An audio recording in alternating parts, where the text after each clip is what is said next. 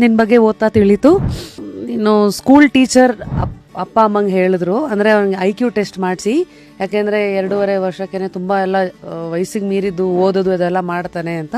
So IQ ಟೆಸ್ಟಲ್ಲಿ ಈಗ Albert ಐನ್ಸ್ಟೈನ್ದೇ 160 ಇದ್ದರೆ IQ, ನಿಂದು 180 ಇದೆ ಅಂತ. ಸೊ ಟೆಸ್ಟೆಲ್ಲ ಬರುತ್ತೆ. ನಿನ್ನೊಂದು ಗಿಫ್ಟೆಡ್ ಚೈಲ್ಡ್ ಅಂತ ಕರೆಯುತ್ತೆ ಪ್ರಪಂಚ, ಗೊತ್ತಲ್ವಾ? ಸಂಬಡಿ ವಿತ್ ಏನೋ ಆ ವಯಸ್ಸಿಗೆ ಮೀರಿದ್ದ ಒಂದು ಜ್ಞಾನ, ಒಂದು ಪ್ರತಿಭೆ ಅಂತ. ಸೊ ಈ ಥರ ಎಲ್ಲ ನಿನ್ನನ್ನು ಜನ ಕರೆದಾಗ ಎಲ್ಲ ನಿನ್ಗೇನು ಅನ್ಸತ್ತೆ ಒಳಗಡೆ? ನನಗೆ ಲೈಕ್ ನಾನೇನು ತುಂಬ ಸ್ಪೆಷಲ್ ಅಂತ ಅನ್ಸಲ್ಲ, because every one is unique in their own way.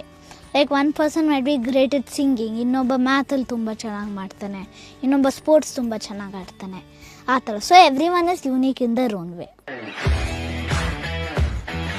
What did you feel well receiving the award? ತಲೆಯಲ್ಲಿ ಏನು ಓಡ್ತಾ ಇತ್ತು ನಿನಗೆ? Like it was a very I felt very honoured, ತುಂಬ ಆನರ್ಡ್ ಅನಿಸ್ತು.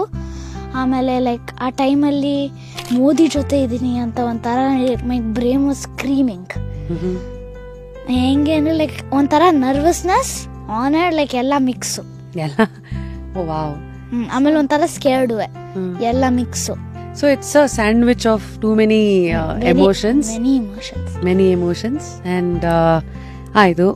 ಮತ್ತೆ ಏನು ಪ್ರಶ್ನೆ ಕೇಳಿದೆ ಅವ್ರಿಗೆ, ಮೋದಿ ಸರ್ಗೆ?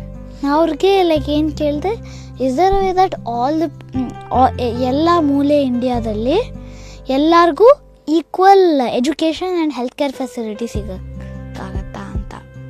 ವಾವ್. ಅದಕ್ಕೆ ಏನು ಹೇಳಿದ್ರು ಅವರು? I will see to that ಅಂತ ಅಂದರು.